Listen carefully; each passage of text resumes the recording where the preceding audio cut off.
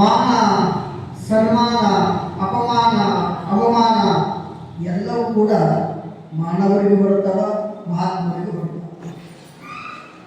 ಅಂತೆಯೇ ಭಕ್ತಿ ಭಂಡಾರಿ ಬಸವಣ್ಣನವರು ತಮ್ಮ ವಚನದ ಒಂದು ಮಾತನ್ನು ಉಪದೇಶವನ್ನು ಮಾಡುತ್ತಾರೆ.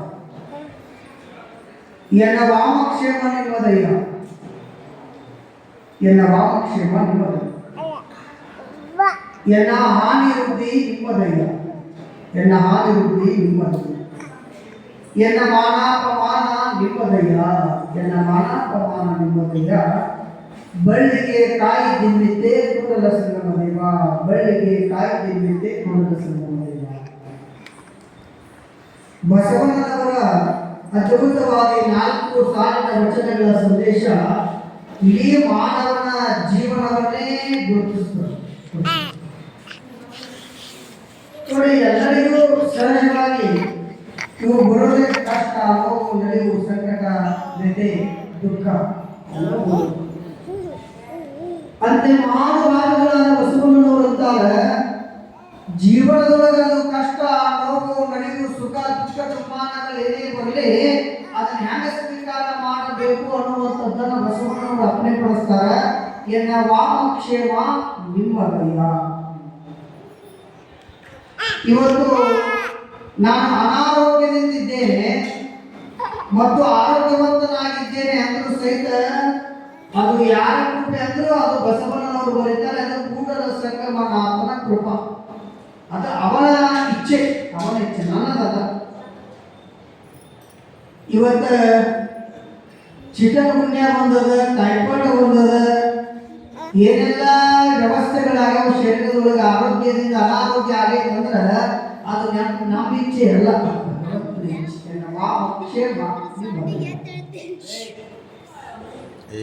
ನನ್ನ ಆರೋಗ್ಯ ಅನಾರೋಗ್ಯ ಅದು ಭಗವಂತನದು, ಅವ ಕೊಟ್ಟಿದ್ದು. ಹೌದ್ರಿ, ನೀವು ಕೇಳಬಹುದು ಅದು ಹೆಂಗ ಆಗ್ತದ ಅಂತಂದ್ರೆ ನೀವೆಲ್ಲ ಪ್ರಶ್ನೆ ಮಾಡಿದ್ರೆ, ಹೌದ್ರಿ, ಶರೀರ ಸೃಷ್ಟಿ ಮಾಡಿದವ ಭಗವಂತ, ತಂದೆ ತಾಯಿ ಸ್ವರೂಪಗಳು ಸೃಷ್ಟಿ ಮಾಡ್ಯಾನ. ಇದನ್ನ ಹಾನಿ ಮಾಡೋದು ಅವಂದೇ ಅದ, ಲಾಭ ಮಾಡೋದು ಅವಂದ. ಎನ್ನ ವಾಮಕ್ಷೇಮ ನಿಮ್ಮದಯ್ಯ, ಎನ್ನ ಹಾನಿ ವೃದ್ಧಿ ನಿಮ್ಮದಯ್ಯ. ನಾನು ಮಾಡುತ್ತಿರುವಂತ ವ್ಯಾಪಾರ, ಆ ವ್ಯಾಪಾರದೊಳಗೆ ಲಾಭ ಆದರೂ ಭಗವಂತ ಕೊಟ್ಟಿದ್ದ, ಲಕ್ಷ್ಯ ಆದರೂ ಅವ ಕೊಟ್ಟಿದ್ದ, ಹಾನಿ ಆದರೂ ಅವಂದೇ ಆಶೀರ್ವಾದ, ಲಾಭವಾದರೂ ಅವನದೇ ಆಶೀರ್ವಾದ.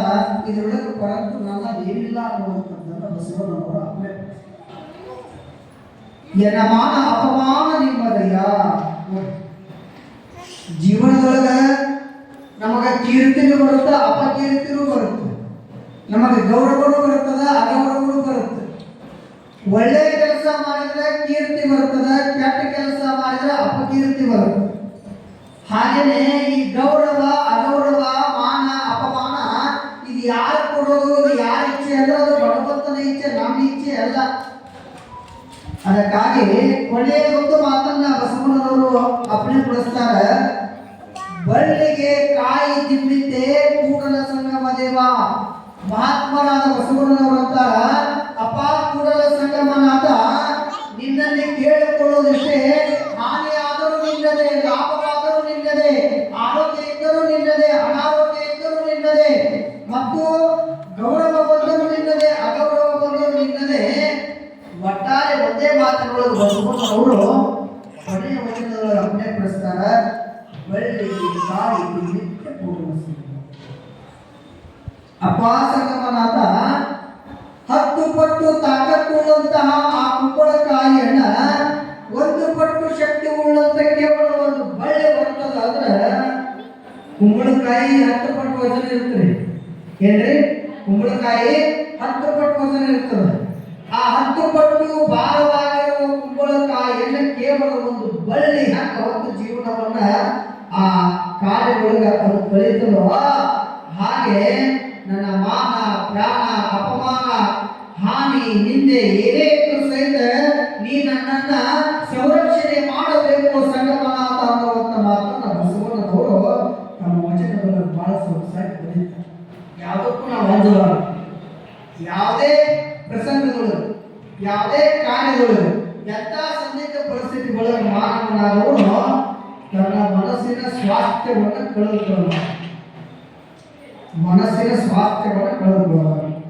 ಮನಸ್ಸು ಮತ್ತು ಶಾಂತಿಯನ್ನ ಯಾವತ್ತೂ ಕಳೆದುಕೊಳ್ಳ.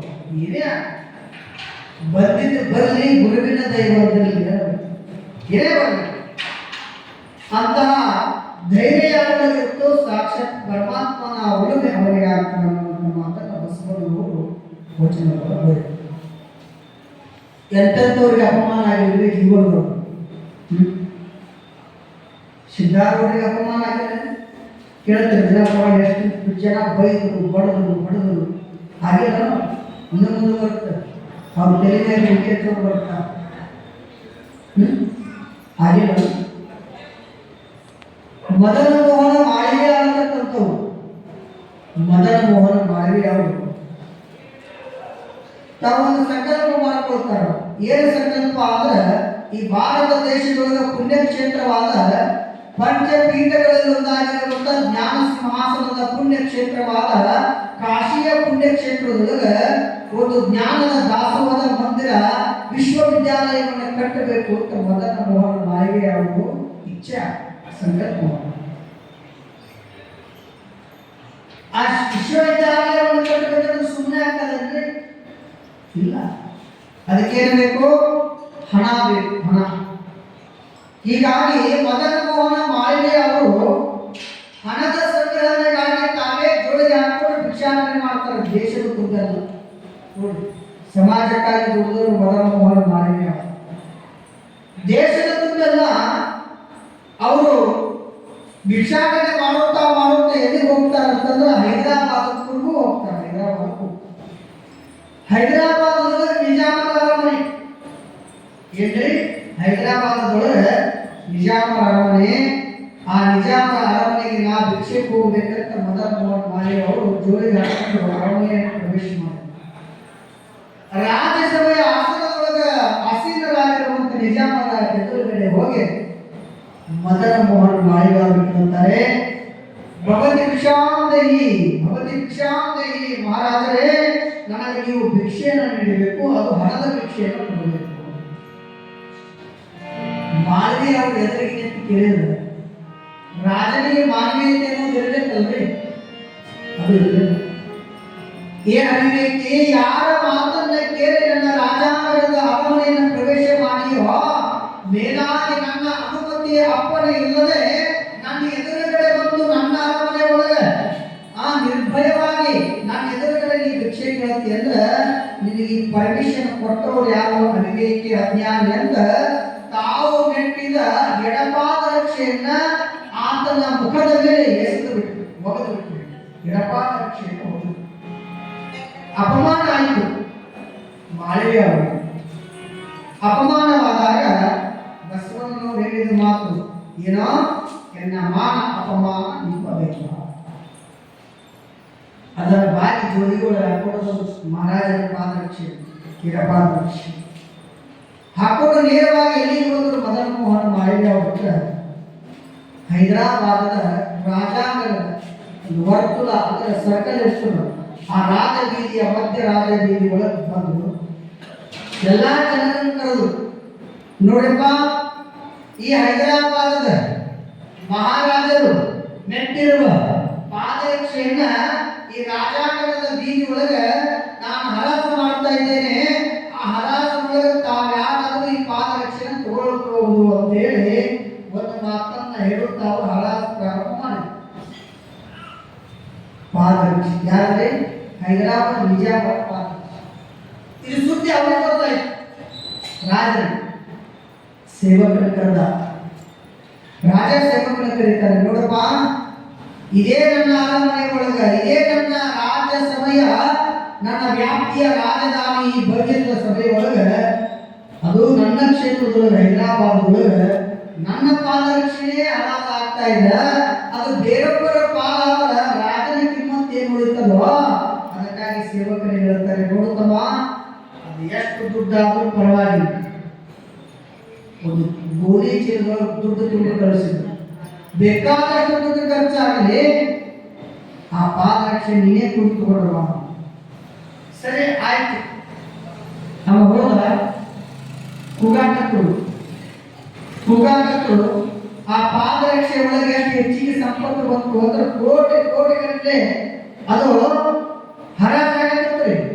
ಹರಾಜ್ ಆದ ತಕ್ಷಣ ಇವೇನು ಸೇವಕ ಇದ್ದಲ್ಲ ರಾಜನ ಸೇವಕ ಕೋಟಿ ಅಬ್ಜಗಟ್ಟಲೆ ಮೀರಿ ಆ ಪಾದರಕ್ಷೆಯನ್ನು ತಗೊಂಡು ಬಂದವ ಆ ಕಾಶಿ ಒಳಗ ಜ್ಞಾನ ಸಿಂಹಾಸನ ಪೀಠದ ಪುಣ್ಯಕ್ಷೇತ್ರದೊಳಗ ಹೈದರಾಬಾದೊಳಗ ಏನೋ ಆಗಿತ್ತಲ್ಲ ಹರಾಜಿನ ಸಂಖ್ಯೆಯ ದುಡ್ಡು ನೋಡ್ರಿ, ಕೋಟಿ ಕೋಟಿ ಗಟ್ಟಲೆ ಮಿಗಿಲಾಗಿರುವಂತಹ ಸಂಪತ್ತನ್ನು ತಂದ ಕಾಶಿ ಒಳಗ ಹಿಂದೂ ಬನಾರಸ್ ವಿಶ್ವವಿದ್ಯಾಲಯವನ್ನ ಸ್ಥಾಪನೆ ಮಾಡ್ತಾರ. ಯಾರು? ಮದನ ಮೋಹನ ಮಾಳವೀಯ. ಎಷ್ಟು ಆ ದುಡ್ಡಿನ ಸಂಪತ್ತು ಇವತ್ತು ಅನೇಕರು ಅಲ್ಲಿ ವಿದ್ಯಾರ್ಜನೆಯನ್ನು ಮಾಡ್ತಾರೆ, ಅವರು ತಪಸ್ಸನ್ನ ಪಡ್ಕೊಳ್ತಾರೆ. ಆ ಒಂದು ಜ್ಞಾನದ ಕೀರ್ತಿ ಮದನ ಮೋಹನ ಮಾಳವೀಯ ಅವರಿಗೆ ಸಿಗುತ್ತದೆ. ಕಾರಣ ಎಷ್ಟೇ ಅವಮಾನ ಆದರೂ ಸಹಿತ ಅವ್ರು ಬಿಟ್ಟರೆ ಹಾಗಾಗಿ ಸಿದ್ಧಾರೂಢರಿಗೆ ನಿಂದನೆ ಬರ್ತಾವ, ಅಪಮಾನ ಬರ್ತಾವ, ಇದೆಲ್ಲ ಬರ್ತಾವ, ಅದನ್ನು ಸ್ವೀಕಾರ ಮಾಡ್ಕೊಳ್ತಾರೆ. ರಾಮೇಶ್ವರದಿಂದ ನೇರವಾಗಿ ಸಿದ್ಧಾರೂಢರು ಕ್ಷೇತ್ರವನ್ನು ಸಂಚಾರ ಮಾಡುತ್ತಾ ಎಲ್ಲಿಗೆ ಗೋಕರ್ಣಕ್ಕೆ ಬರ್ತಾರೆ. ಗೋಕರ್ಣದಾಗ ಅದ್ಭುತ ಲೀಲೆ ನಡೀತದೆ. ಅಲ್ಲಿಂದ ಉಳವಿ, ಪಂಡರಾಪುರ, ಉಜ್ಜಯಿನಿ ಹೀಗೆ ಇಡೀ ಜಗತ್ತಿನ ತುಂಬೆಲ್ಲ ಸಂಚಾರ ಮಾಡುತ್ತಿರುವಂತಹ ಸಿದ್ಧಾರೂಢರ ಜೀವನದೊಳಗೆ ಇನ್ನು ಅನೇಕ ಲೀಲಾಪ್ರದವಾದ ಘಟನೆಗಳು ಬರುತ್ತವೆ. ಆ ವಿಚಾರವನ್ನ ಗಾಯಕರ ಗೀತೆಯ ನಂತರ ನಾವು ಮಾನಪಮಾನವು ಎಲ್ಲದು ನಿನ್ನದು ಗುರುವೇ, ದಯತೋರಿ ಕಾಪಾಡು ಪ್ರಭುವೇ,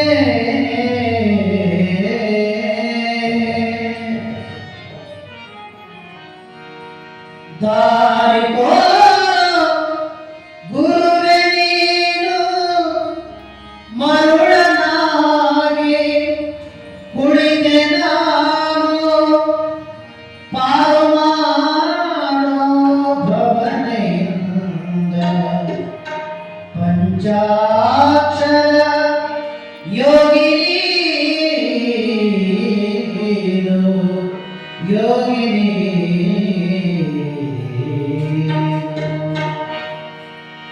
ದಾರಿ ಗುರುವೇ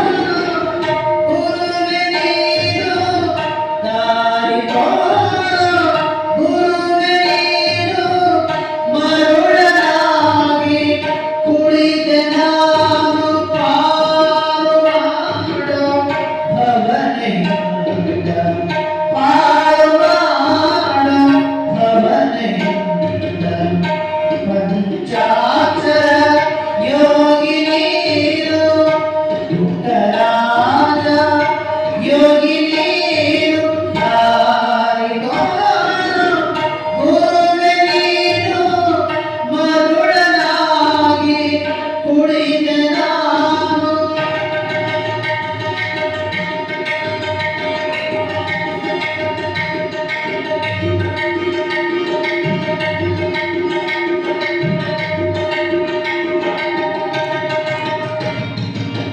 ಚಿತ್ತ ಮನಸ್ಸು ಚಂಚಲಾಗಿ ಎಂದ ಹೋಗಲಾಗಿದೆ,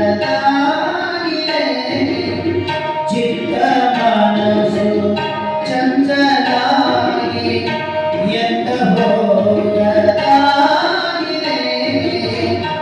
ನಿತ್ಯ ಬದುಕು ಭಾರವಾಗಿ, ನಿತ್ಯ ಬದುಕು ಭಾರವಾಗಿ ಏನು ತಿಳಿಯ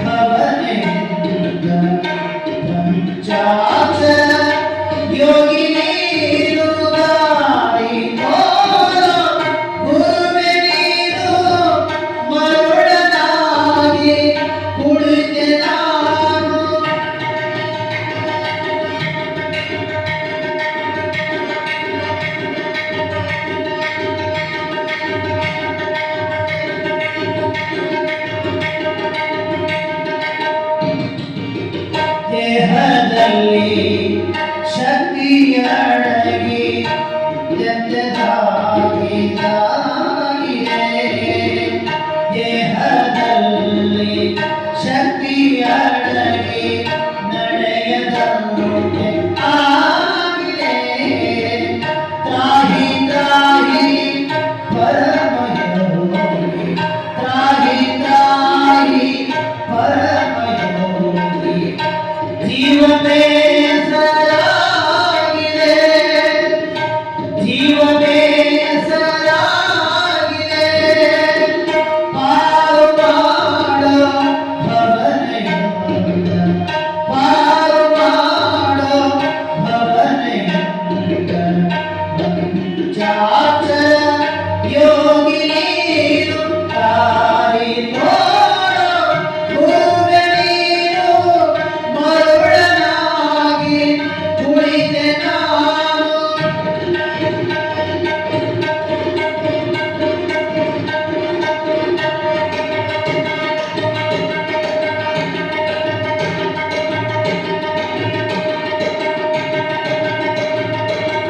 ಕೊಡುವ ಕೊಳ್ಳುವ ಚಿಂತೆಯಲ್ಲಿ ದಿಕ್ಕು ಕಾಣದಾಗಿದೆ. ಕೊಡುವ ಕೊಳ್ಳುವ ಚಿಂತೆಯಲ್ಲಿ ದಿಕ್ಕು ಕಾಣದಾಗಿದೆ. ಜಡವು ತುಂಬಿ ಹೃದಯದಲ್ಲಿ, ಜಡವು ತುಂಬಿ ಹೃದಯದಲ್ಲಿ, ಬುದ್ಧಿಮಂದವಾಗಿದೆ, ಬುದ್ಧಿಮಂದವಾಗಿದೆ. ಪಾರು ಮಾಡೋ ಭವನಯುತ, ಪಾರು ಮಾಡೋ ಭವನಯುತ, ಪಂಚಾಕ್ಷರ ಯೋಗಿ ನೀನು ದಾರಿ ತೋರೋ ಭೂಮಿ ನೀನು ಮರುಳನಾಗಿ ಕುಳಿತೆ ನಾನು.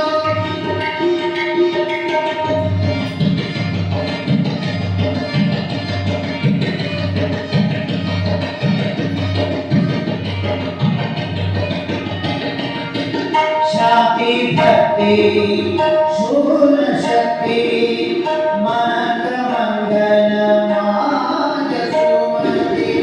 ಶಾಂತಿ ಭಕ್ತಿ ಶೂರ ಶಕ್ತಿ ಮನಕ ಮಂಗಲ ಮಾಯ ಸುಮತಿ. ಮುತ್ತು ಬಸವ ಇತ್ತು ಸಲುವ, ಮುತ್ತು ಬಸವ ಇತ್ತು ಸಲುವ. ಮಂಗಳಾತ್ಮನೆ ನೀನೆ ಗತಿ, ಮಂಗಳಾತ್ಮನೆ ನೀನೆ ಗತಿ. ಪಾರು ಮಾಡೋ ಭವನಯುತ, ಪಾರು ಮಾಡೋ ಭವನಯುತ, ಪಂಚಾಕ್ಷರ ಯೋಗಿ ನೀನು ದಾರಿ ತೋರೋ ಭೂಮಿ ನೀನು ಮರುಳನಾಗಿ ಕುಳಿತೆ ನಾನು, ಮರುಳನಾಗಿ ಕುಳಿತೆ ನಾನು, ಮರುಳನಾಗಿ ಕುಳಿತೆ ನಾನು.